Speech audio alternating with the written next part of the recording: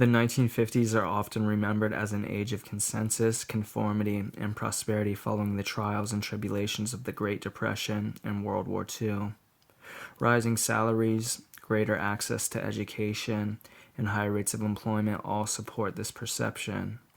But not all Americans shared in the prosperity of the decade, and many who did were still disturbed by the culture of conformity that came with prosperity during the Cold War.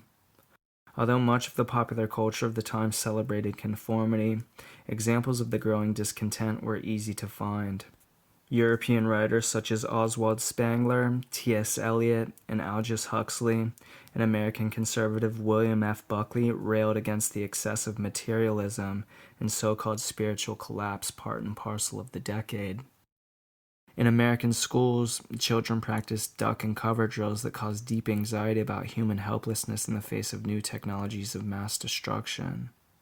Psychologists worried about rising rates of depression and clinical anxiety among suburbanites, corporate executives, and middle-class women, all beneficiaries of the so-called post-war good life. Suburban housewives, often overextended through domestic work and unrealistic expectations of domestic bliss, suffered high rates of depression. Parents and community leaders grew especially hysterical about children growing into juvenile delinquents.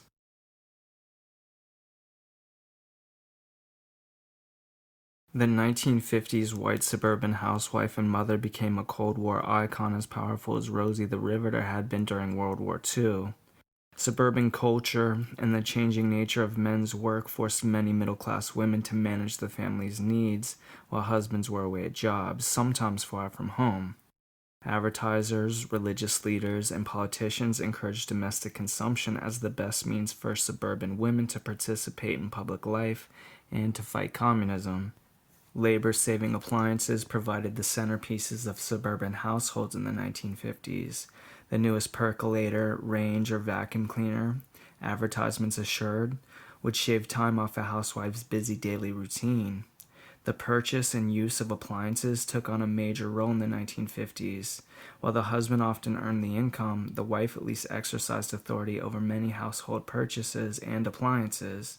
More than consumers, many suburban women became active dealers of appliances and household goods.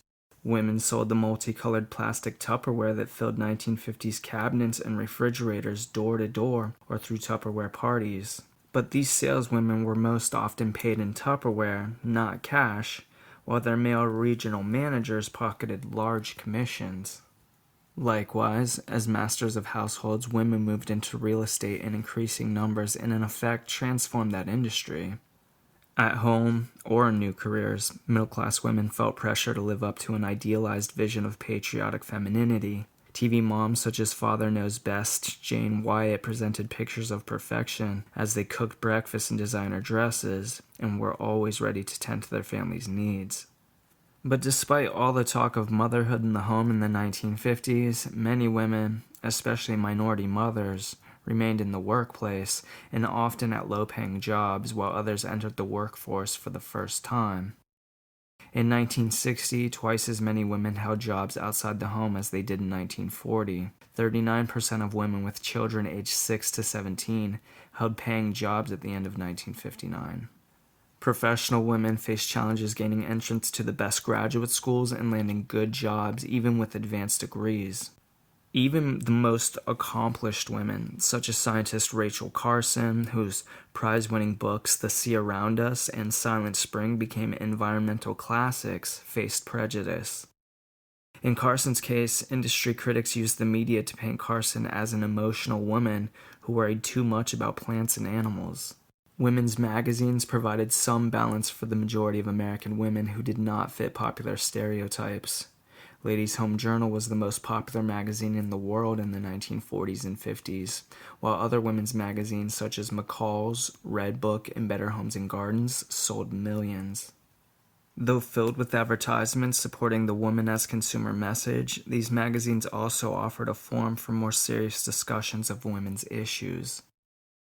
Behind what writer Betty Friedan later named the feminine mystique of vacuous suburban domesticity, American women of the 1950s forged new opportunities for themselves while raising awareness of issues that were specific to women and those that reached far beyond the stereotypical suburban household. Girls are kind of lucky, don't they, Mom? Why do you say that? Well, they don't have to be smart. They don't have to get jobs or anything. All they gotta do is get married.